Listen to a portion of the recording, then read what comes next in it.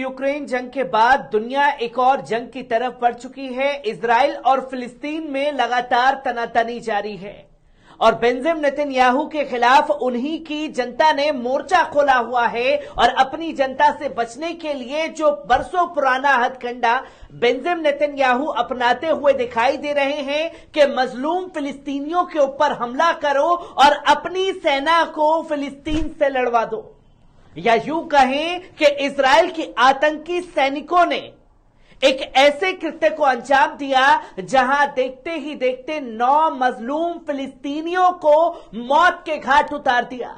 उसके बाद फिलिस्तीनी संगठनों ने रॉकेटों की बारिश जो है वो इजराइल के ऊपर कर दी है और जब इजराइल के ऊपर रॉकेटों की लगातार बारिश हुई है तो इसका पलटवार भी इजराइल की तरफ से किया गया है, जिसकी तस्वीरें लगातार सामने आ रही हैं। तो वहीं फिलिस्तीन की तरफ से यह साफ शब्दों में कह दिया गया है कि किसी भी कीमत में इजराइल को बख्शा नहीं जाएगा और राष्ट्रीय ध्वज जो है फिलिस्तीन ने उन 9 मजलूम लोगों के लिए झुका दिया है जो इसमें शहीद कर दिए गए हैं।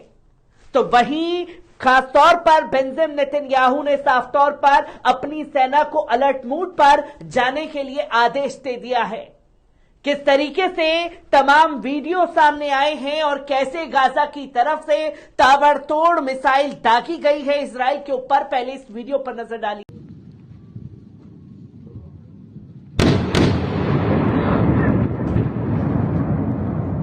आपने देखा कि किस तरीके से रॉकेटों की बारिश जो है वो खासतौर पर तेल अवीव पर हुई है और तमाम जानकारी सामने आ रही है। एक बार इस पूरी रिपोर्ट पर नजर डालते हैं। इजराइल और फिलिस्तीन के बीच लगातार कशीदगी जारी है, तनातनी जारी है। वेस्ट बैंक पर जनवरी के गाने में इजराइल फिलिस्तीन के 30 से ज्यादा लोगों को हलाक कर चुका है, शहीद कर चुका है। अब इजराइल ने एयर स्ट्राइक की है।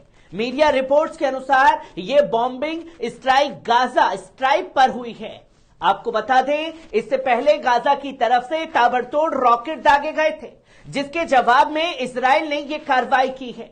मीडिया रिपोर्ट्स के अनुसार इजराइल डिफेंस फोर्स का कहना है कि उन्होंने बॉटम ऑफ फार्म को निशाना बनाया है। उनका कहना है कि यह वह जगह है जहां मागजी शरणार्थी कैंपस है और वहां रॉकेट बनाने का काम होता है। द टाइम्स ऑफ इजराइल के अनुसार आईडीएफ इजराइल डिफेंस फोर्स ने एक बयान में साफ तौर पर कहा है कि इस हमले से हमास एक संगठन जो इजराइल के खिलाफ लगातार एक्टिव है, उसके हथियार बनाने के प्रयासों को काफी नुकसान होगा।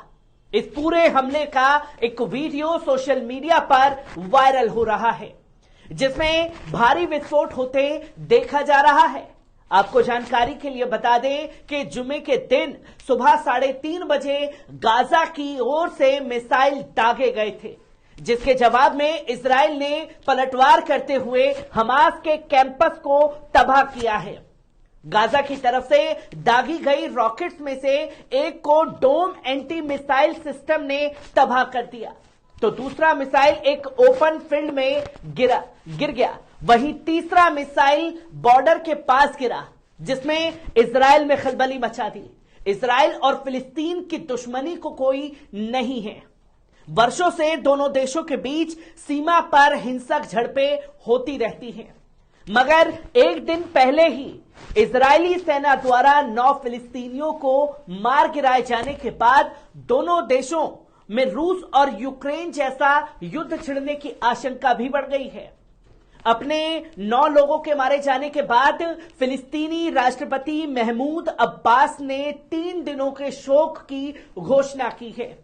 साथ ही झंडे को आधा झुकाने का आदेश भी दे दिया है। इसके साथ ही उन्होंने इजराइल से बदला लेने की बात भी कही है और किसी भी कीमत पर बख्शा इजराइल को नहीं जाएगा, यह ऐलान भी किया है। इसके बाद इजरायली सेना की सीमा पर सतर्कता बढ़ा दी गई है। फिलिस्तीनी अधिकारियों ने अंतर्राष्ट्रीय समुदाय से भी आवाज उठाने का ऐलान किया है कि मजलूम फिलिस्तीनियों के ऊपर इजराइल जुल्म हो रहा है, आप अपनी चुप्पी तोड़े। बताया जा रहा है कि वेस्ट बैंक के जैनिन शरणार्थी शिविर में एक छापे में एक बुजुर्ग महिला सहित 9 फिलिस्तीनियों की कथित तौर पर हत्या कर दी गई थी आतंकी इजरायली सैनिकों द्वारा। वेस्ट बैंक और गाजा पट्टी के आसपास हाई अलर्ट भी जारी कर दिया गया है। गाजा पट्टी पर शासन करने वाले फिलिस्तीनी सशस्त्र समूह हमास ने इजराइल से प्रतिशोध का ऐलान कर दिया है। समाचार एजेंसी शिन्हुआ की रिपोर्ट के अनुसार हमास के राजनीतिक ब्यूरो के उप प्रमुख साले अल अरूरी ने एक बयान में साफ तौर पर कहा है कि प्रतिक्रिया जल्द ही इजराइल को उसकी सुबह की कीमत अब चुकानी पड़ेगी और इसके लिए उसे मजबूर किया जाएगा। इजराइल में अब धुर दक्षिणपंथी सरकार सत्ता में आ गई है। इसके बाद उसने फलस्तीनियों के खिलाफ सख्त कदम उठाने का संकल्प भी ले लिया है। अभियान में 9 फिलिस्तीनियों की मौत इसी कार्रवाई का नतीजा देखने को मिला, मगर इससे फिलिस्तीन की सरकार भड़क उठी है। ऐसे में दोनों देशों के बीच जंग की आशंका अब बढ़ चुकी है। फिलिस्तीनी इजराइल से अपने नागरिकों की मौत का बदला लेने के लिए चाहत में हैं। ऐसे में युद्ध तय माना जा रहा है। फिलिस्तीनी स्वास्थ्य मंत्री में अल केला ने कहा है कि इजरायली हमले के बाद पैरामेडिकल कर्मी संघर्ष के बीच घायलों तक पहुंचने के लिए संघर्षरत हैं। वो पूरी तरीके से तैयार हैं। अधिकारियों ने सेना पर एक अस्पताल के बाल चिकित्सा वार्ड में आंसू गैस के गोले दागने का भी आरोप लगाया है, जिससे बच्चों का दम घुटने लगा है। सेना ने कहा है कि बलों ने अपने अभियान को सुविधाजनक बनाने के लिए सड़कों को बंद कर दिया है और हो सकता है कि उससे बचाव दल को घायलों तक पहुंचाने के प्रयासों में कठिनाई आ जाए, जो कि फलस्तीनी स्वास्थ्य मंत्रालय ने पहले मृतकों में से एक की पहचान 24 वर्षीय साइब अजारिकी के रूप में की थी, जिसे गोली लगने के बाद गंभीर हालत में अस्पताल लाया गया था और उसकी इलाज के दौरान मृत्यु हो गई थी।